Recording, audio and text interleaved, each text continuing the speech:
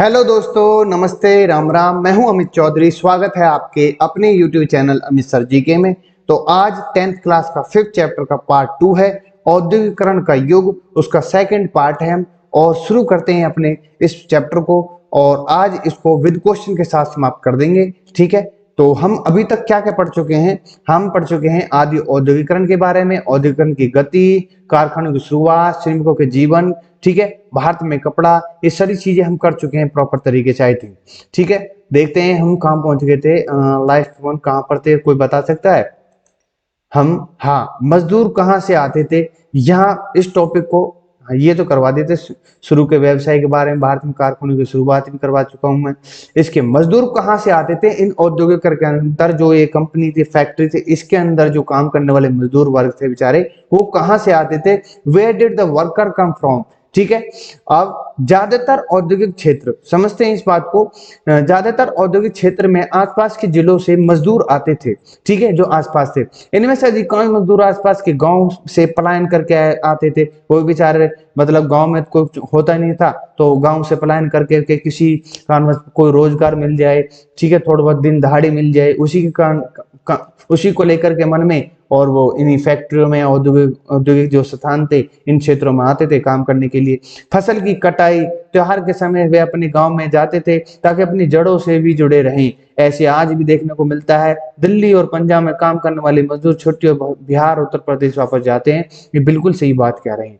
ठीक है, कुछ समय बीतने के बाद लोग काम की तलाश में अधिक दूर तक जाने लगे। उदाहरण के लिए यूनाइटेड प्रोविंसी, आज का उत्तर प्रदेश जो होता था, ठीक है, के लोग भी बंबई, कलकत्ता की तरफ पलायन करने लगे। लेकिन काम मिलना आसान नहीं होता था। उद्योगपति अक्सर लोगों को काम पर रखने के लिए जॉबर की मदद में लेते थे, जो कि प्लेसमेंट कंसल्टेंट की तरह काम करता था। अक्सर कोई पुराना भरोसेमंद मजदूर जॉबर बन जाता था।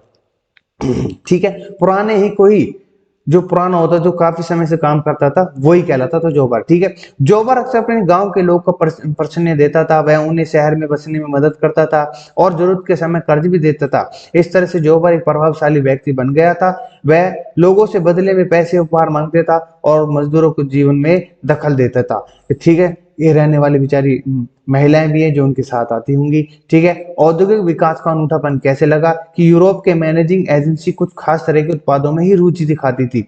वे अपना ध्यान चाय और कॉफी के बागानों, खनन, नील और जूट पर लगाती थी। ऐसे उत्पाद की जरूरत मुख्य रूप से निर्यात के लिए होती थी और उन्हें भारत में बेचा नहीं जाता था। निर्यात से कमाई भी खूब होती थी। ठीक है, अब भारत में व्यवसाय यहाँ के बाजार में मैनचेस्टर के सामने से सीधा प्रतिस्पर्धा में बचाना चाहते थे। उदाहरण के लिए सूत के मोटे कपड़े बनाते थे, जिनका इस्तेमाल या तो हथकरघा वाले करते थे या जिनका निर्यात चीन का होता था। ठीक है, अब 20वीं शताब्दी, मतलब 1900 के अंतर्गत की बात, कि पहले दशक तक औद्योगिक, मतलब 1901 से 1910 के बीच औद्योगिकरण के डर्रे पर कई बदलावों का प्रभाव पड़ चुका था। यह वह जो दर्रे होती हैं, यह वह समय था जब स्वदेशी आंदोलन जोर पकड़ रहा था और औद्योगिक समूह ने संगठित होना शुरू कर दिया था, ताकि सरकार से अपने सामूहिक हितों को बात कर सके। ठीक है, एकजुटता आने लगी थी। उन्होंने सरकार पर आयात शुल्क बढ़ाने और उन्हें रियायत देने के दबाव डाला। और यह वह समय था जब भारत में चीन को होने वाला भारतीय धागे का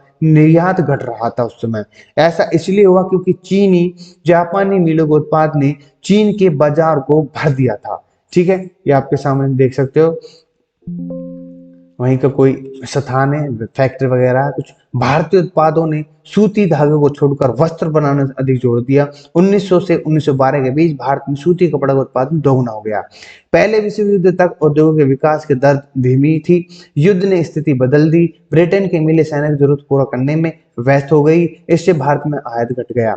भारत की मिलें के सामने एक बड़ा घरेलू बाजार तैयार था। भारत की मिलों को ब्रिटेन की सेना के लिए सामान बनाने के लिए भी कहा गया। इस तरह से घरेलू और विदेशी बाजारों में मांग बढ़ गई। इससे उद्योग धंधे भी तेजी हो गई। ठीक है, तेजी आगे आनी थी वो तो।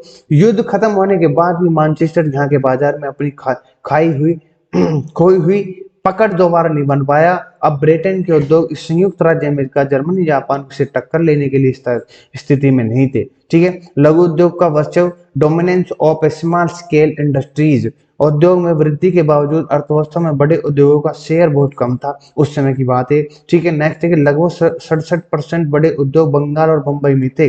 देश के बाकी हिस्सों में लघु उद्योग का बोलबाला था, श्रमिकों का एक बहुत बड़ा छोटा हिस्सा था। रिचार्ड कंपनियां भी काम करती थी उस समय। 1911 में यह शेयर 5% था, लेकिन 1931 में 10% हो गया था। ये स्थान दे रखे हैं आपके सामने। और ये चीज आपको जो हाथ से बनाई कपड़ा है, देख सकते हो कितना बढ़िया एकदम दिख रहा है अपने। ठीक है, नेक्स्ट है कि 20वीं सदी में हाथ से होने वाले उत्पाद में इजाफा हुआ और हथकरघा उद्योग में लोगों ने नई टेक्नोलॉजी को अपनाया। बुनकरों ने अपने करघों में फ्लाई जो होती है, फ्लाई शटल का इस्तेमाल शुरू किया और 1941 में आते आते भारत में 35% से अधिक हथकरघों में फ्लाई शटल लग चुका था। और श्रावणकोर जो आज का केरल है, ठीक है, मद्रास, मैसूर, कोचीन, बंगाल जैसे मुख्य क्षेत्रों में 70 से 80% हथकरघों में फ्लाई शटल लगे हुए थे। और इसके अलावा और भी नए सुधार हुए जिससे हथकरघा के क्षेत्र में उत्पादन क्षमता बढ़ गई। फ्लाई शटल का एक उपकरण है कि जिसकी मदद से हथकरघा की कुशलता बढ़ जाती है, वही है। ठीक है, नेक्स्ट है कि बाजार में होड़ होने लगी अब प्रॉपर तरीके से। ठीक है, ग्राहकों को रिझाने के लिए उत्पाद कई तरीके अपनाते थे। ग्राहक को आकर्षित करने के लिए विज्ञापन एक जाना माना तरीका था। आज हम टेलीविजन, अखबारों, पत्रकारों, यहाँ तक कि इंटरनेट पर विज्ञापनों को बौछार दे सकते हैं। ठीक है, ये सबसे मेन इंपॉर्टेंट है। इसी प्रकार से पहले ही छापे जाते थे, ये आपके सामने दिख रही है। मैनचेस्टर के उत्पादक अपने लेवल का उत्पादन का स्थान जरूर दिखाते थे। मेड इन मैनचेस्टर का लेवल क्वालिटी का प्रतीक माना जाता था। देखो किस प्रकार से विज्ञापन छाए हुए हैं, ठीक है, देवी देवताओं के ऊपर। ठीक है, ये भी देख लो आप। अब ड्रोन लेवल पर सुंदर चित्र भी देखते होते हैं। इन चित्रों में अक्सर भारतीय देवी देवताओं की तस्वीर होती थी। स्थानीय लोगों से तारतम्य बनाने की यह एक अच्छा तरीका था। ठीक है, 19वीं सदी के उत्तरार्ध तक उत्पादकों ने अपने उत्पादों को मशहूर बनाने के लिए कैलेंडर बांटने शुरू कर दिए। किसी अखबार या पत्रिका की तुलना में एक कैलेंडर की सेल्फ लाइफ लंबी होती है। यह पूरे साल तक ब्रांड रिमाइंडर का काम करता था। अखबार या पत्रिका किसी पढ़े लिखे व्यक्ति के लिए सार्थक साबित होते थे, लेकिन कैलेंडर इस्तेमाल के लिए पढ़ा लगा जाना जरूरी नहीं था। ठीक है, इसलिए कैलेंडर की पहुंच अधिक लोगों तक थी। ठीक है, कैलेंडर के माध्यम से पहचान लेते थे। भारतीय उत्पादक अपने विज्ञापनों में अक्सर राष्ट्रवादी संदेशों को प्रमुखता देते ताकि अपने ग्राहकों को सीधे तौर पर जुड़ सके। ठीक है, ये सारी चीजें इंपॉर्टेंट थी उस समय की। ठीक है, आइए अब शुरुआत करते हैं अपने क्वेश्चनों की। ठीक है, नंबर 1 क्वेश्चन है कि शुरुआती कारखाने कहाँ से और कब आए? इंग्लैंड में 18वीं शताब्दी की शुरुआत में, 1730 के दशक में इंग्लैंड में। ये मैंने प्रॉपर तरीके से बताया कि सबसे पहली कपड़ा मिल या कारखाना कहाँ खुला था। ये 1730 के दशक में इंग्लैंड में खुला था। कार्डिंग एक प्रक्रिया है जिसमें कपास और ऊन के रसों को कताई के लिए तैयार किया जाता है। ठीक है, नेक्स्ट है, दो जादूगर की तस्वीर क्या दिखाती है? ओरिएंट के अलादीन की जिसने अपनी जादुई चिराग से एक खूबसूरत महल बनवाया, या एक आधुनिक मैकेनिक जो अपने जादुई उपकरणों के साथ पुलों, जहाजों, टावरों, ऊंची इमारतों या का निर्माण करता था? या पूर्व और पश्चिम के बीच का अंतर अलाउद्दीन पूर्व और अतीत का, मैकेनिक पश्चिम आधुनिकता का प्रतिनिधित्व करता था? ठीक है, ये सभी है। D is the right answer हो जाता है। दो जादूगर की तस्वीर दिखाएगी, ये मैंने प्रॉपर तरीके से डाला नहीं है, इस क्वेश्चन को तो याद ही मत करना। ठीक है, स्टेपलर्स और फुलर्स किसे कहा जाता है? ये फुलर फूल होता है, प्लांटिंग करके कपड़ा इकट्ठा होता है। ठीक है, जिसका उपयोग किया जाता है। स्टेपलर स्टेपल या ऊन के उसके फाइबर का अनुसार काटता है, इसलिए ये दोनों राइट हो जाते हैं जो इसको यूज में ले जाते थे। ठीक है, नेक्स्ट क्वेश्चन आपके सामने फिफ्थ क्वेश्चन है कि हम यह कैसे साबित कर सकते हैं कि कारखाने प्रणाली का पहला प्रतीक था? ठीक है, 18वीं सदी के अंत में इसका उत्पादन तेजी से बढ़ा, एक तो ठीक बात है। 1760 में ब्रिटेन अपने कपास उद्योग के लिए 2.5 मिलियन पाउंड कच्चे कपास का आयात कर रहा था, बताया था ना मैंने पिछली वीडियो में। 1787 तक इसका आयात 22 मिलियन पाउंड तक बढ़ गया था। इसका D is the right answer हो जाता है। ठीक है, सारी चीजें इंपॉर्टेंट है। पूछ सकता है आपको उपरोक्त सभी इसी प्रकार से मिलान करके क्रम वाइज आपको दे सकता है। पहले स्टीम इंजन का आविष्कार किसने किया और किसने इस पर सुधार किए? जेम्स वॉट ने पहले स्टीम इंजन का उत्पादन किया और न्यूकैमन ने इसमें सुधार किया। पहला ही इसका राइट आंसर हो जाता है। आई थिंक नहीं, इसका नाम है न्यूकैमन, नहीं तो ये तो कोई और है। ठीक है, हाँ ये ठीक है। जेम्स वॉट ने न्यूकैमन द्वारा स्थापित स्टीम इंजन में सुधार किया था। ठीक है, ये C is the right answer हो जाता है। ये रहा, C is the right answer, sorry इसके लिए। नेक्स्ट है 8th क्वेश्चन, बुनाई उद्योग का अनंत है 19वीं शताब्दी के अंत तक पतन गया, क्यों? सभी कच्चे माल भारत में गायब हो गए, या भारतीय बुनकर कच्चे माल को कीमत अधिक होने के कारण अन्य व्यवसाय चले गए, या भारतीय कारखाने आए और मशीन से बने सामानों में बाजार पटक गया। ये सी राइट आंसर है, जैसे कि अभी मैंने बताया आपको। नेक्स्ट है, उस व्यक्ति का नाम बताइए जिसने इंग्लैंड में कपास मिल का निर्माण किया। ये था Richard Arkwright. A is the right answer हो जाता है यहाँ पर। जेम्स वाट गलत, मैथ्यू ये सभी गलत हो जाते हैं।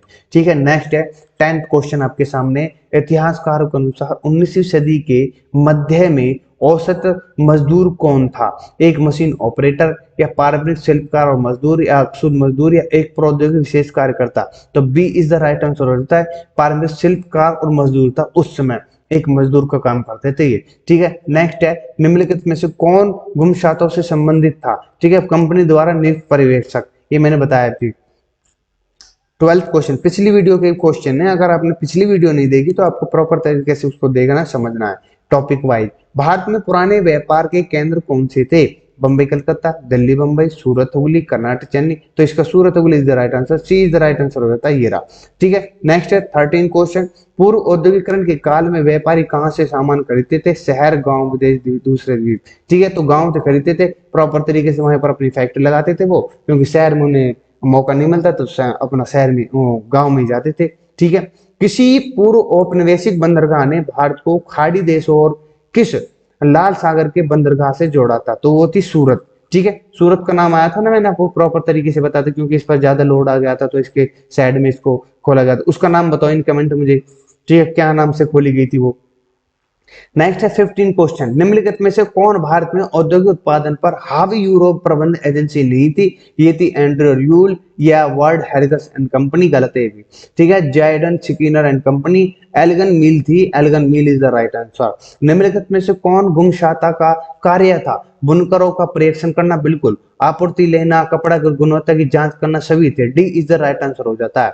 भारत में पहली कपास मिल कहाँ स्थापित की गई? वो बॉम्बे में की गई थी, कवदी कानपुर करियाऊ। ठीक है, ध्यान पूर्वक केयरफुली रीड द क्वेश्चन। मैं पहले भी कहता आया हूं आपको। ठीक है, क्वेश्चन अगर आप प्रॉपर तरीके से नहीं पढ़ोगे तो आप क्वेश्चन के अंदर मार्क पा जाओगे।